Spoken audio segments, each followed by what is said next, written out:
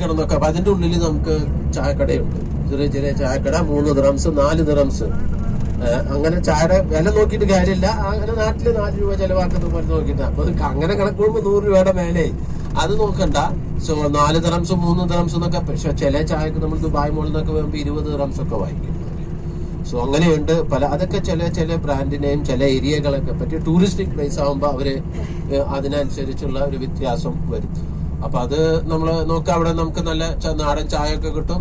കരക് ചായ എന്ന് എഴുതി വെച്ചിട്ടുണ്ടാവും. അവിടെ നമുക്ക് വേണ്ട സമൂസ അങ്ങനെയുള്ള തൊട്ട് തന്നെ ഇവിടെ തന്നെ ഈ പറ്റും. അതായത് എൻട്രിയുടെ ഈ കവാടം ഇവിടെ എക്സിറ്റിന്റെ കവാടം. നമ്മള് ബുർജ് ഖലീഫയുടെ എക്സിറ്റ് ഇല്ല, നമ്മൾ ഈ ഗേറ്റിലൂടെ തന്നെയാണ്. കണ്ട കളർ ഇപ്പൊ കണ്ടോ, പിങ്ക് കളർ അതിന്റെ മുകളില്.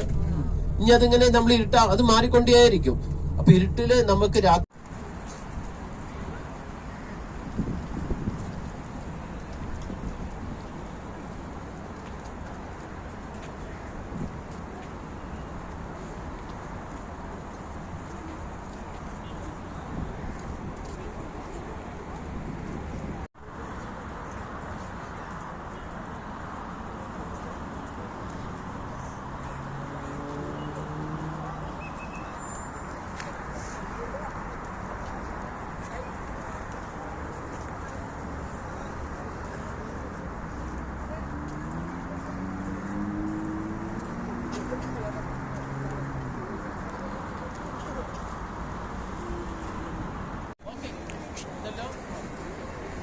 ഞാൻ പറഞ്ഞ ഗേറ്റ് ഇതാണ്, നമ്മുടെ ഗേറ്റ് ഓഫ് ദ വേൾഡ്. ഇത് ഇനിയിപ്പോ കളറ് മാറും. നമ്മൾ ഇങ്ങനെ മാറിക്കൊണ്ടിരിക്കും, 10 സെക്കൻഡിൽ മാറിക്കൊണ്ടിരിക്കും.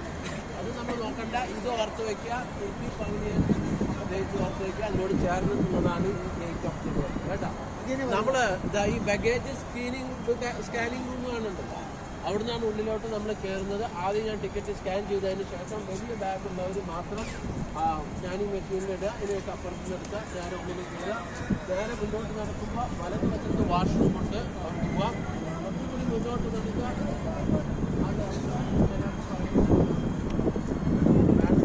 മാത്രം കൊടുത്താൽ മതി. പിന്നെ വാഷ്റൂം ആയിട്ട് ഓപ്പൺ.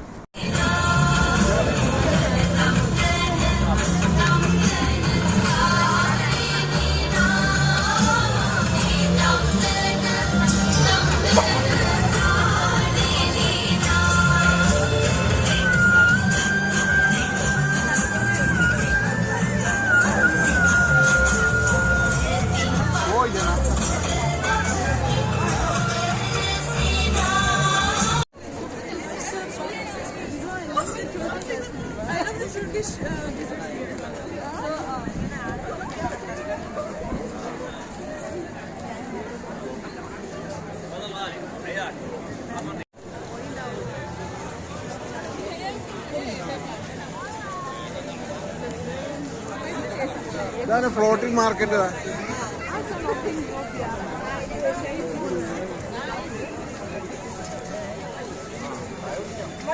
അമ്മായി ഒപ്പം നിന്നോളൂ.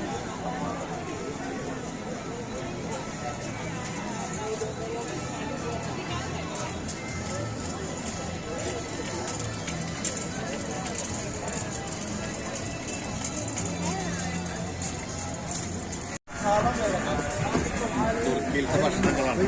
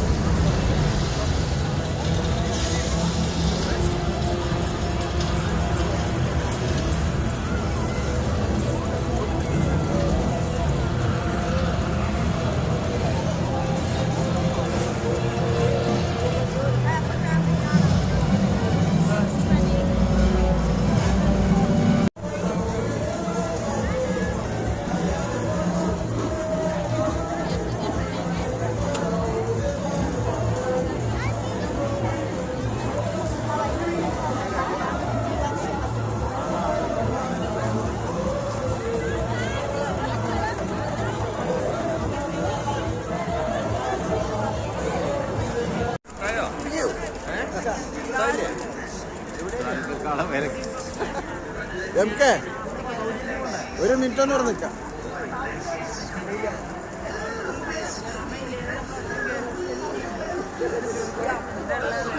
അല്ലേ ഒരു മിനിറ്റ് നിൽക്കാൻ പറയും.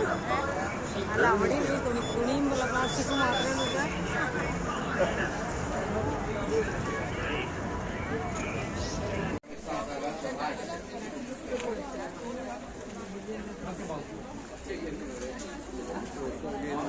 അപ്പുറത്തുകൂടെ പോവാ.